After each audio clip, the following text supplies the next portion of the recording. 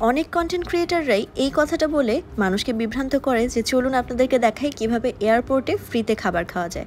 আসলে কখনোই কোনো জায়গায় ফ্রিতে খাওয়া দাওয়া করা যায় না, বরঞ্চ বিভিন্ন ব্যাংকে আপনার যদি একটা নির্দিষ্ট পরিমাণের মোটা টাকার অঙ্ক ব্যাংকে রেখে ক্রেডিট কার্ড নেন, তখনই আপনারা একটা খাবার কিংবা সার্ভিস ফ্রি পেতে পারেন। সো আমাদের বিজনেস পারপাসে আমাদের অনেক সময় ক্রেডিট কার্ডের প্রয়োজন হয়, সেই সুবাদেই আমাদের একটা কার্ড ছিল, আর সেই কার্ড আমাদেরকে অফার করেছিল ইউসিবির ইম্পেরিয়াল লাউঞ্জ। তো সেখানকার এক্সপিরিয়েন্স কেমন হয় সেটা নিয়ে আজকে একটা ছোট্ট ভিডিও হবে। হোপফুলি আপনাদের কাছে ভিডিওটি অনেক অনেক ভালো লাগবে। সেখানে যাওয়ার পরেই আমাদের বোর্ডিং পাসটা দেখতে চায়, আর তারপর আমাদের কার্ডটা দেখতে চায়। এটা বেসিক্যালি ওই সময়টার জন্য যখন আমরা এয়ারপোর্টে বসে ঘন্টার পর ঘন্টা ওয়েট করি, অথবা কখনো যদি আমাদের ফ্লাইট ডিলে হয়। এই জায়গাটা একটা ভালো জায়গা হতে পারে আপনার রিল্যাক্সেশনের জন্য, এবং তারা কিছু ফুডসও সার্ভ করে, ওটা একদমই কমপ্লিমেন্টারি হয়।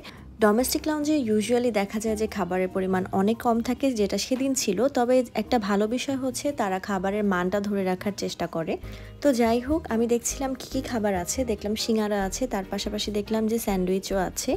যেহেতু সকাল সকাল ঘুম থেকে উঠেছিলাম, অনেক কফি ক্রেভিং হচ্ছিল, তো আমি বললাম আমাকে একটা ক্যাপুচিনো দিতে। তার পাশাপাশি স্যান্ডউইচ আর সিঙ্গারাও নিয়ে নিলাম। আর এখানে বিস্কিটেরও অপশন ছিল, তো সেখান থেকে বিস্কিট নিয়ে নিয়েছিলাম। তারপর খেয়াল করলাম এখানে জায়নামাজেরও ব্যবস্থা ছিল। এটা খুব ভালো একটা অপশন, কারণ হুটহাট নামাজ পড়ার জন্য জায়নামাজ থাকলে অনেক ভালো হয়। আমাদের হাতে অলমোস্ট 1 ঘন্টারও বেশি সময় ছিল, সো এই টাইমটা বসে বসে আমরা আমাদের কফি এনজয় করলাম। তাছাড়া যাদের কাছে গ্যাজেটস আছে তাদের জন্য কিন্তু এটা একটা ভালো অপশন, কারণ একবারে আপনারা ফোন বা আপনাদের গ্যাজেটস চার্জে দিয়ে নিতে পারবেন এই সময়টাতে। ওভারঅল আপনি আপনার ইম্পর্টেন্স কাজ সেরে নিতে পারবেন এবং একটা রিল্যাক্সিং টাইম এখানে আপনারা কাটাতে পারবেন।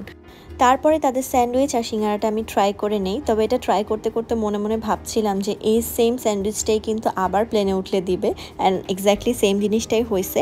বাই দ্য ওয়ে, তারা এখানে একটা চাটনি সার্ভ করে, এই যে গ্রিন চাটনিটা দেখছেন না, এটা কিন্তু খুবই টেস্টি হয়। আপনারা যদি এখানে যান, আপনারা ডেফিনেটলি এটা একটু ট্রাই করে দেখতে পারেন।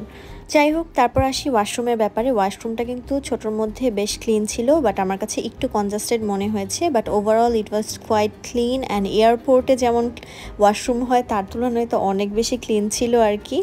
তারপরে ওয়েট করতে করতে টাইম চলে আসলো, আর তারা লাউঞ্জের মধ্যে কিন্তু অ্যানাউন্সমেন্ট করতে থাকে যে কোন ফ্লাইট কখন ছাড়বে। তো ওরকম সময় চলে আসলো, অ্যান্ড আমরা চলে গেলাম।